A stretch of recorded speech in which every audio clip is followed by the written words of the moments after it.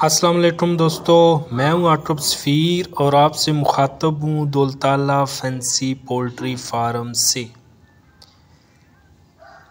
घरेलू और छोटे लेवल पर मुर्गबानी का कारोबार करने वालों के लिए घरेलू और छोटे लेवल पर कारोबार करने वाले हमेशा कम खर्च और बेहतरीन रिज़ल्ट वाली अद्वियात के इस्तेमाल की खोज में रहने वाले फार्मर्स के लिए चंद कीमती मशवरे। Number 1, paracetamol. पैरासीटामोल सिरप बुखार में इस्तेमाल करें और कमज़ोरों में भी इसका इस्तेमाल फ़ायदेमंद है। इसकी मिकदार आम रूटीन में 8 ml फ़ी लीटर है। मर्ज़ की शिद्दत में 2 ml फ़ी लीटर है। शुरू के 10 से 12 दिनों में अगर नज़ला ज़ुकाम, बुखार, कोरेज़ा हो तो पैरासीटामोल और पल्मोनोल मिलाकर देने से अफ़ाक़ा होता है। 8 ml फ़ी लीटर दोनों की डोज़ है। वैक्सीन के बाद 6 घंटे पैरासीटामोल दिया जाए, क्योंकि लाइव वैक्सीन के बाद बर्ड्स को हल्का फुल्का बुखार होता है। Number 2, Augmentin. ऑगमेंटन सादा सिरप भी बुखार और हल्के फुल्के नज़ला कोरेज़ा के लिए बेहतर है। छोटे चूज़े और तैयार माल को ये सिरप देने से परहेज़ किया जाए।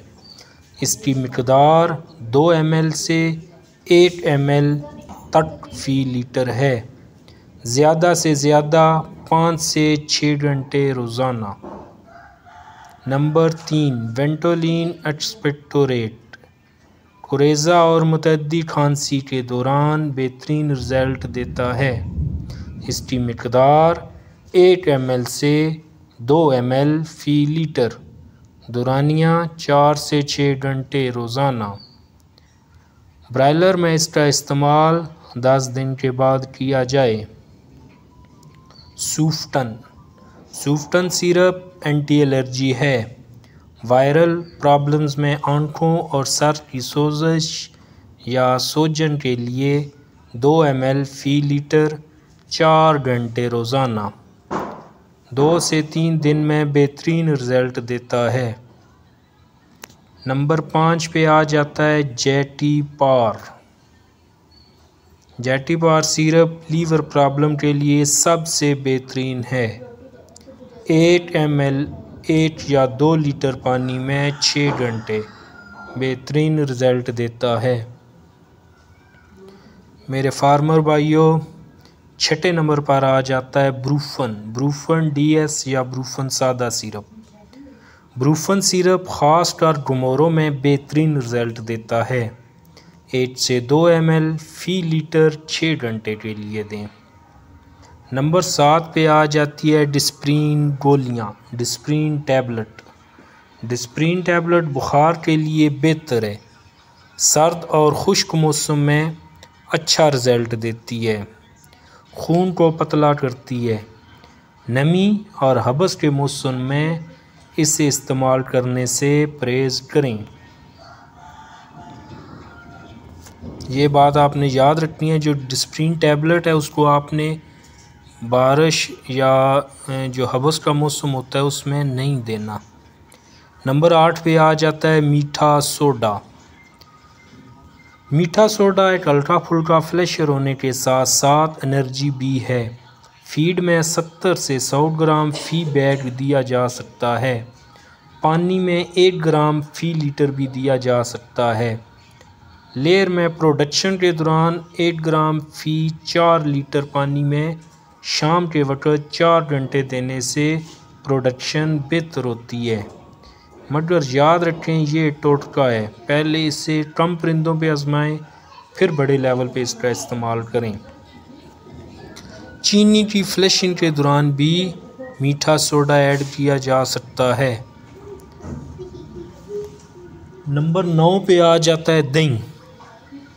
दही का इस्तेमाल फीड एफिशिएंसी पर खातिर ख्वाह असर डालता है और वज़न बढ़ाने के लिए बेहतर है। ब्रायलर और लेयर की रेयरिंग के दौरान इसका इस्तेमाल किया जाता है। अलबत्ता अंडा प्रोडक्शन के दौरान इसका इस्तेमाल मुफीद नहीं है। जी हाँ, दही का इस्तेमाल आप अंडे वाली मुर्गी को नहीं करवा सकते। दही 1 पाव से आधा किलो फ़ी बैग दें, मगर नमी और हबस के मौसमों के दौरान इसे ब्रायलर को इस्तेमाल मत करवाएं। नंबर 10 पे आ जाता है हल्दी। जी हाँ, हल्दी ब्रायलर में काटसी के लिए दी जाती है, बिलखुसूस अंतरियों के ज़ख्मों की इस्लाह करती है। ज़्यादातर एहतियातन इसका इस्तेमाल करें। हल्दी और दही मिलाकर दी जाए तो बेहतर है। वज़न बढ़ने के साथ साथ अंतरियों की इस्लाह होती है। हल्दी गर्म होती है, याद रखें हल्दी गर्मियों में इस्तेमाल नहीं करनी, क्योंकि वो गर्म होती है और उससे आपका परिंदा ज़्यादा ख़राब हो सकता है। नंबर 11 पे आ जाता है लहसुन। लहसुन एंटीबायोटिक एंटीवायरल है और अदरक के भी यही ख़वास हैं, मगर अदरक की एक खासियत ये भी है कि ये लिंड्स को नमू देती है। अदरक और लहसुन का ज़्यादा इस्तेमाल ब्रायलर के लिए कुछ नुकसानदेह भी हो सकता है। ये खून को पतला करने के साथ साथ वज़न को कम करती है। अदरक 1 पाव, लहसुन आधा किलो फ़ी बैग लेयर के लिए।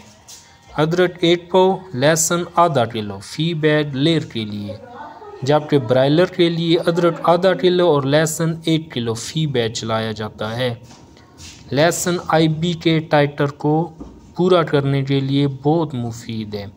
जी हाँ, जो आईबी का टाइटर लो हो जाता है परिंदों का, उसको पूरा करने के लिए आप लहसुन इस्तेमाल कर सकते हैं।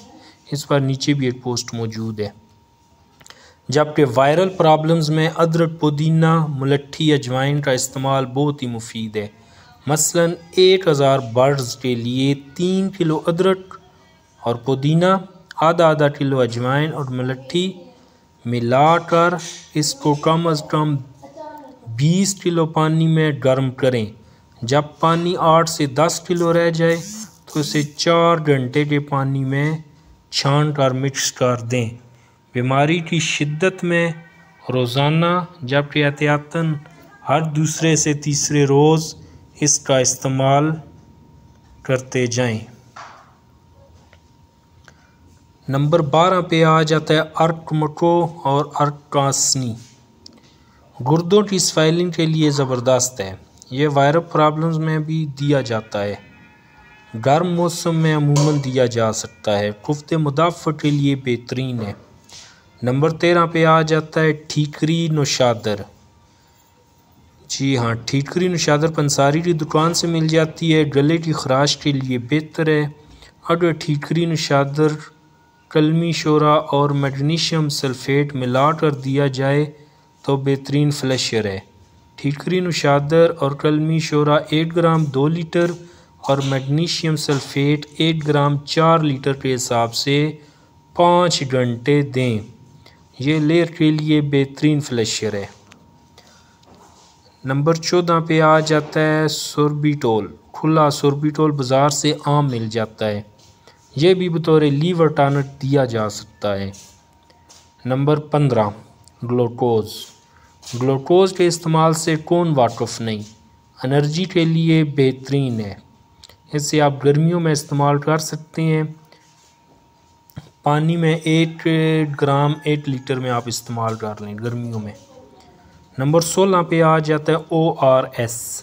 छोटे चूज़े की डिहाइड्रेशन का बेहतरीन इलाज है, मगर मुर्गी के लिए इसे इस्तेमाल मत करें क्योंकि ये कब्ज़ का सबब बनता है। नंबर 17 पे आ जाता है भूख बुराने के लिए सिरके का इस्तेमाल। अगर ए सर्टिफाइड कॉपर सल्फेट 1 ग्राम 2 लीटर और सिरका खालस 100 ml मिलाकर 4 से 5 घंटे दिया जाए तो ये टॉक्सिन का सबसे बेहतर इलाज माना जाता है। जी हाँ दोस्तों, जो टॉक्सिन पैदा होता है इनमें मुर्गियों में काफ़ी वजूहत होती हैं। सबसे बड़ी वजह फीड का पुराना हो जाना या बासी फीड, पुरानी फीड, गीली फीड। तो उसमें अगर आप सिरके का इस्तेमाल करते हैं तो ये टॉक्सिन के ख़िलाफ़ काम करता है।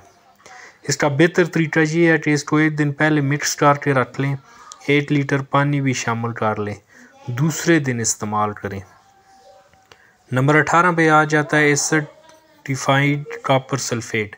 शेड की वॉशिंग के बाद फर्श और शेड की नालियों वगैरह पर स्प्रे के लिए बेहतरीन है। दुआओं में याद रखें और इस तरह की मोटिवेटेड वीडियो मैं आपके लिए बनाता रहूँगा, जिससे आपके परिंदे कम खर्च में हेल्दी और एक्टिव रहें। शुक्रिया।